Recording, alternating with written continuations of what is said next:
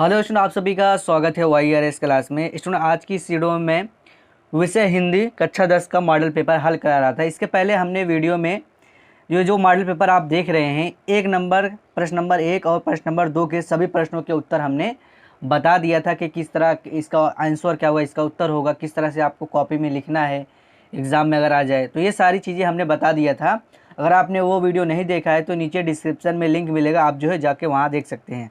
आज की इस वीडियो में मैं इस मॉडल पेपर में प्रश्न नंबर 3 दिया गया है, इसको हल कराने वाला हूँ। तो प्रश्न देख लीजिए, प्रश्न क्या क्या क्या कह रहा है। प्रश्न कह रहा है कि निम्नलिखित गद्यांशों में से किसी एक के नीचे दिए गए प्रश्नों के उत्तर दीजिए। तो यहाँ पे हमें गद्यांश दिया गया है, अर्थात जो संदर्भ लिखने वाला प्रश्न होता है ये वाला है। तो यहाँ पे 2 + 2 + 2 6 नंबर का ये संदर्भ है, यानी इसमें 2 दिया गया है। पहले यहाँ पे देखिए का नंबर ये पूरा दिया गया है और ये आगे अथवा करके दिया गया है खा नंबर ये। तो 2 दिया गया है, इन दोनों में से हमें केवल एक संदर्भ को लिखना है। तो यहाँ पे देखिए एक बार पढ़ लेते हैं। यहाँ पे देखिए फिर प्रश्न कह रहा है कि निम्नलिखित गद्यांशों में से किसी एक के नीचे दिए गए प्रश्नों के उत्तर दीजिए। तो हमें केवल एक ही करना है, 2 दिया है, एक ही करना है। तो आज की इस वीडियो में मैं जो प्रश्न नंबर 3 का नंबर में जो प्रश्न दिया गया है इसको हल कराऊंगा। तो यहाँ पे एक बार इसको मैं अच्छे से पढ़ लेता हूँ। भिन्न भिन्न धर्मों को मानने वाले भी जो सारी दुनिया के सभी देशों में बसे हुए हैं, यहाँ भी थोड़ी बहुत संख्या में पाए जाते हैं। और जिस तरह यहाँ की बोलियों की गिनती आसान नहीं है, उसी तरह यहाँ भिन्न भिन्न धर्मों के संप्रदायों की भी गिनती आसान नहीं है। इन विभिन्नताओं को देखकर यदि अपरिचित आदमी घबरा कर कह उठे कि यह एक देश नहीं अनेक देशों का समूह है, या एक जाति नहीं अनेक जातियों का समूह है, तो इसमें कोई आश्चर्य नहीं। तो स्टूडेंट, इसी तरह से आपको बोर्ड परीक्षा में भी दिया जाएगा। तो आपको इसको पढ़ लेने के बाद आपको यह मालूम होना चाहिए कि ये किस पाठ से है। कब मालूम पड़ेगा? जब आप अच्छे से सभी पाठ को पढ़े रहेंगे। तो इसको अच्छे से पढ़ लेना है। पढ़ने के बाद आप सोचिए कि ये किस पाठ का हो सकता है। तो इसी से रिलेटेड जो है 3 प्रश्न पूछता है। सभी प्रश्न जो है 2-2 नंबर का। यहाँ पे देखिए पहला प्रश्न, दूसरा प्रश्न, तीसरा प्रश्न, 3 प्रश्न दिया गया है। ये तीनों प्रश्न जो है 2-2 नंबर का है। तो स्टूडेंट, प्रश्न नंबर 1 है, कह रहे हैं कि उपर्युक्त गद्यांश का संदर्भ लिखिए। संदर्भ मतलब ये होता है कि ये जो दिया गया है ये गद्यांश, इसको पढ़कर हमें ये मालूम होना चाहिए ये किस पाठ का है और इसके लेखक कौन है। दूसरा दिया गया है कि रेखांकित अंशों की व्याख्या कीजिए। यानी ये जो रेखा खींचा गया है, ये लाइन जो पारा गया है, जितना लाइन पारा गया उतने का हमें व्याख्या करना है। यानी कि पहला लाइन, ये दूसरा और ये तीसरा, मतलब तीनों लाइन को अच्छे से पढ़ लेना है। इन तीनों लाइन का हमें अर्थ बताना है, मतलब बताना है। और तीसरा प्रश्न कह रहा है कि उपर्युक्त गद्यांश में भारत की बोलियों एवं संप्रदायों के संबंध में लेखक द्वारा क्या बताया गया है। तो इसका जवाब, इसका उत्तर जो इसी में दिया गया है। आज मैं इसी का उत्तर मैं बताने वाला हूँ कि किस तरह से आपको, अगर मान लो एग्ज़ाम में ऐसा आ जाएगा तो आता ही 100% है। बस कौन से पाठ में कौन सा आ जाए ये नहीं होता। बस आप ये समझिए कि जैसे जैसे मैं आज की शुरू में बताऊंगा उसी तरीके से आप जो है बोर्ड परीक्षा में भी लिखिएगा। तो आइए शुरू करते हैं। तो स्टूडेंट, सबसे पहले हम यहाँ पे लिखेंगे प्रश्नोत्तर नंबर 3 का, क्योंकि प्रश्नोत्तर नंबर 3 हल कर रहे हैं तो 3 लिखेंगे। और 2 दिया है हमें का और खा, तो हम का हल कर रहे हैं तो यहाँ पे का लिखेंगे। और उसके बाद हम यहाँ पे हेडिंग डालेंगे सबसे पहले संदर्भ, क्योंकि हमें संदर्भ भी सबसे पहले लिखना है। तो यहाँ पर हम इस तरह से लिखना है संदर्भ। तो हमें जहाँ का, यहाँ पे मैं जो है रेड पेन से लिख रहा हूँ, तो मगर आप लोग काली पेन से हेडिंग डालिएगा। तो ये सबसे पहला प्रश्न है, तो यहाँ पर हम नंबर 1 डाल देंगे, क्योंकि यहाँ पे देखिएगा प्रश्न में यही कह रहा है कि, यहाँ पे देखिएगा स्टूडेंट, प्रश्न में यही कह रहा है कि उपर्युक्त गद्यांश का संदर्भ लिखिए। तो नंबर 1 है तो नंबर 1 डालेंगे और संदर्भ हेडिंग डालेंगे। उसके बाद हम लिखेंगे। तो स्टूडेंट, इसको अच्छे से आपको पढ़ लेना है। ये जो गद्यांश दिया गया है, ये गद्यांश जब आप पढ़ लेंगे तो आपको मालूम पड़ेगा ये किस पाठ से है। तो ये किस पाठ से है तो मैं बता देता हूँ। ये जो गद्यांश है ये पाठ से है, किस पाठ से है? भारतीय संस्कृत पाठ से। आपकी जो आप लोग किताब खोल लीजिएगा, ये जो चौथा पाठ है कि कक्षा 10 का विषय हिंदी में, ये जो चौथा पाठ है भारतीय संस्कृत, और इसके लेखक कौन है? डॉक्टर राजेंद्र प्रसाद। तो ये हम इसको आप संदर्भ लिखना स्टार्ट करेंगे। तो सबसे पहले हम लिखेंगे इस तरह से, संदर्भ हेडिंग डालेंगे। उसके बाद हम यहाँ पे लिखेंगे प्रस्तुत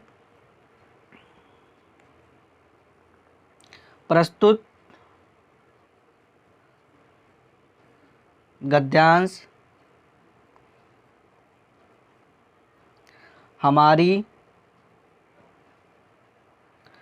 पाठ्य पुस्तक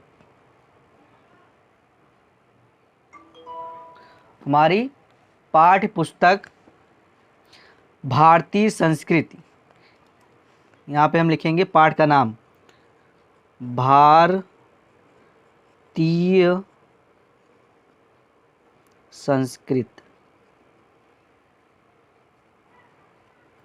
ये पाठ का नाम है, चौथे पाठ का नाम है। इसको इस तरह से कर देंगे, भारतीय संस्कृति नामक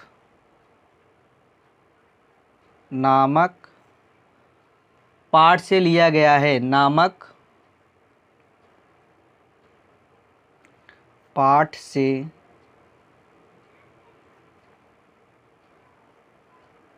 लिया गया है, इस तरह से लिखेंगे। और उसके बाद लेखक का नाम लिखेंगे, इसके लेखक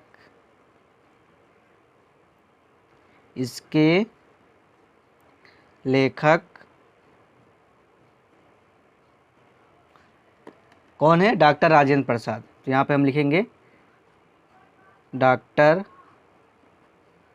राजेंद्र प्रसाद हैं, इसको इस तरह से लगा देंगे हम हैं, उसके बाद लास्ट में लिख देंगे हैं। तो ये हमारा 2 नंबर कंप्लीट हो जाएगा। तो हमें इस तरह से लिखना है, यहाँ पे लिखेंगे संदर्भ, तो काली पेन से इसको आप लिखिएगा अच्छे से। उसके बाद हम लिखेंगे प्रस्तुत गद्यांश हमारी पाठ्य पुस्तक भारतीय संस्कृत, जो पाठ का नाम रहेगा, जिस पाठ से ये गद्यांश रहेगा, तो ये किस पाठ से है? भारतीय संस्कृत से। चौथे पाठ का क्या नाम है? भारतीय संस्कृत। यहाँ पे लिखेंगे भारतीय संस्कृति नामक पाठ से लिया गया है, और उसके बाद आगे लिखेंगे इसके लेखक डॉक्टर राजेंद्र प्रसाद हैं। तो ये हमारा 2 नंबर पूरा कंप्लीट हो जाएगा। तो संदर्भ इस तरह से लिखा जाता है। अब आगे प्रश्न देखिएगा क्या कह रहा है। प्रश्न नंबर 2 में देखिएगा, कह रहा है कि रेखांकित अंशों की व्याख्या कीजिए। यानी ये जो लिखा गया है इसको मैं पढ़ लेता हूँ अच्छे से, तो इसको जो आपको मतलब समझ में आए, यानी कि अच्छे से इसको आसान भाषा में, अपने भाषा में इसको मतलब बताना रहेगा। क्या कह रहा है इसमें? कह रहा है कि इन विभिन्नताओं को देखकर यदि अपरिचित आदमी घबरा कर कह उठे कि यह देश नहीं अनेक देशों का समूह है, या एक जाति नहीं अनेक जातियों का समूह है, तो इसमें कोई आश्चर्य नहीं। तो इसका हमें अर्थ लिखना है। तो प्रश्न नंबर 2 में, तो यहाँ पर हम सबसे पहले हम क्या, यहाँ पे नंबर 2 लिखेंगे और हेडिंग डालेंगे। यहाँ पे लिखेंगे 2 और हेडिंग डालेंगे क्या? रेखांकित अंश की व्याख्या। क्या लिखेंगे? डायरेक्ट हम यहाँ पे लिख देंगे व्याख्या, छोटा हेडिंग रहेगा, सही रहेगा। लिख देंगे क्या? व्याख्या। ये हमारा हेडिंग रहेगा, इसको आप लोग काली पेन से लिखिएगा। व्याख्या। व्याख्या लिखने के बाद जो हमने 3 लाइन पढ़ा है उसको आपको अच्छे से मतलब लिखना है। तो इस तरह से हम लिखेंगे मतलब इसका। यहाँ पे लिखेंगे क्या? लेखक कहता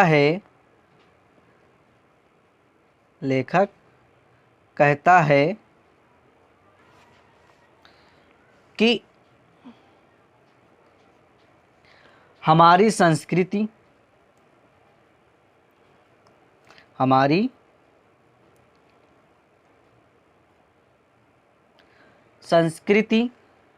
तो स्टूडेंट जो तीनों लाइन का रेखांकित अंश का व्याख्या कह रहा था, तो इसको हमने अच्छे से लिख लिया है। इसका मतलब ये हुआ, तो आपको उसको अर्थ आसान भाषा में अपने अच्छे जो आपने समझा है उसको लिखना रहेगा। तो यहाँ पे इस तरह से आपको लिखना है कि लेखक कहता है कि हमारी संस्कृति, यहाँ पे बूंदी रहेगा, हमारी संस्कृति और सभ्यता की विभिन्नताओं को देखकर कोई अनजान व्यक्ति ऐसा अनुभव कर सकता है कि भारत एक देश न होकर विभिन्न देशों का समूह है। भारत देश में एक जाति नहीं अनेक जातियों का समूह होता है, तो इसमें कोई आश्चर्य की बात नहीं है।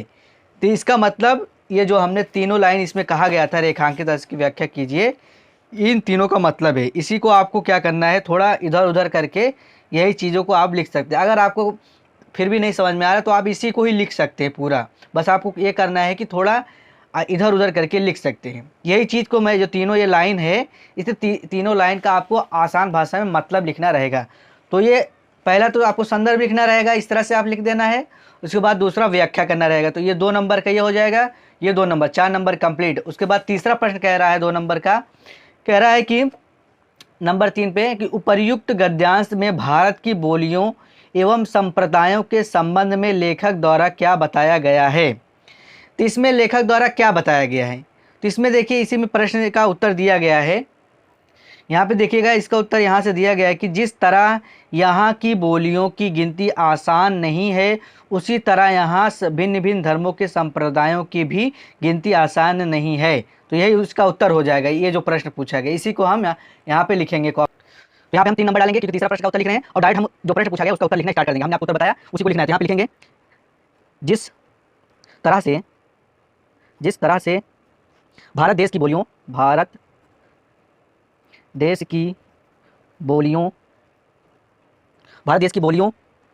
की गिनती मतलब गिनना, गिनती आसानी से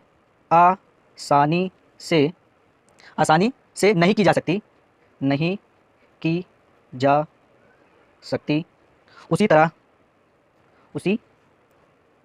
उसी तरह यहाँ भिन्न भिन्न धर्मों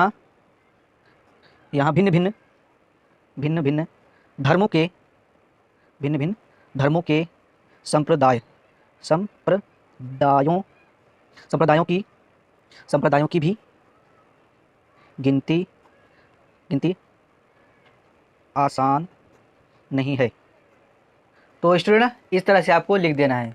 क्या हमने वही लिखा जो यहाँ पे लिखा गया था, बस थोड़ा इसको अपने हिसाब से लिख दिया है। देखो यहाँ से इसको हमने लिखा है, जिस तरह यहाँ की बोलियों की गिनती आसान नहीं है, उसी तरह यहाँ के भिन्न भिन्न धर्मों के संप्रदायों की भी गिनती आसान नहीं है। इसी चीज़ को यहाँ पे उत्तर हो जाएगा, क्योंकि यही प्रश्न पूछा गया था कि उपर्युक्त गद्यांश में भारत की बोलियों एवं संप्रदायों के संबंध में लेखक द्वारा क्या बताया गया है। तो ये इसका उत्तर हो जाएगा कि जिस तरह की बोलियों की गिनती आसान नहीं है, उसी तरह यहाँ की भिन्न भिन्न धर्मों के संप्रदायों की भी गिनती आसान नहीं है।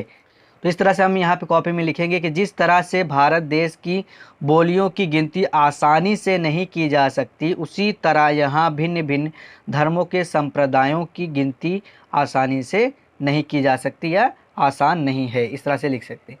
तो स्टूडेंट ये हमारा इस तरह से जो है, ये जो प्रश्न नंबर 3 था यहाँ पे देखिएगा, कह रहा था कि, तो स्टूडेंट प्रश्न ये कह रहा था कि निम्नलिखित गद्यांशों में से किसी एक के नीचे दिए गए प्रश्नों के उत्तर दीजिए। तो हमें परीक्षा में 2 गद्यांश दिया रहता है, पहला ये है, उसके बाद अथवा करके आगे ये दिया गया है। तो 2, चाहे हम ये वाला लिखें चाहे ये वाला लिखें, तो दोनों में से हमारा पूरा छूट है, चाहे हम कोई भी लिखे। तो हमने आपको पहला वाला बताया। तो सबसे पहले आपको क्या करना है, प्रश्नोत्तर नंबर डालना है, जो रहेगा का कर रहे हैं तो का डालिएगा, खा कर रहे हैं तो खा डालिएगा। उसके बाद आपको हेडिंग डालना है संदर्भ में आपको इस तरह से लिखना है, प्रस्तुत गद्यांश हमारी पाठ्य पुस्तक, जो पाठ का नाम रहेगा पारसी संस्कृत नामक पाठ से लिया गया है, इसके लेखक डॉक्टर राजेंद्र प्रसाद हैं। इसी तरीके से आप सभी पाठ का लिख सकते हैं। मान लो कि पहले पाठ का आ गया है, तो आपको इस तरह से लिखना है कि प्रस्तुत गद्यांश हमारी पाठ्य पुस्तक मित्रता नामक पाठ से लिया गया है, इसके लेखक आचार्य रामचंद्र शुक्ल हैं। बस इसी टाइप का आपको संदर्भ लिखना रहता है। उसके बाद व्याख्या कर देना है, जो लाइन रहेगा उसको आप अच्छे से पढ़ लेना है, उसका फिर जो मतलब आपको अच्छे से समझ में आए उसको लिख देना है। फिर उसके बाद उसी से रिलेटेड जो है एक प्रश्न पूछेगा, प्रश्न का उत्तर जो अच्छे से आपको समझ में आए उसी में दिया रहेगा, उसी में अच्छे से पढ़ लेना, फिर आपको ऐसे लिख देना है। तो अगर आप अच्छी राइटिंग में अच्छे से पूरा लिखेंगे तो आपको 6 नंबर पूरा मिल जाएगा। अगर थोड़ा बहुत गलत भी रहेगा फिर तो आपको 5 नंबर या 4 नंबर तो 100% मिल ही जाएगा।